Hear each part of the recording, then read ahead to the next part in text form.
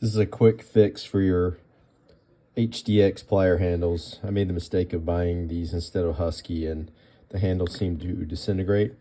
So I've got this Harbor Freight shrink tube, big pieces that I hardly use.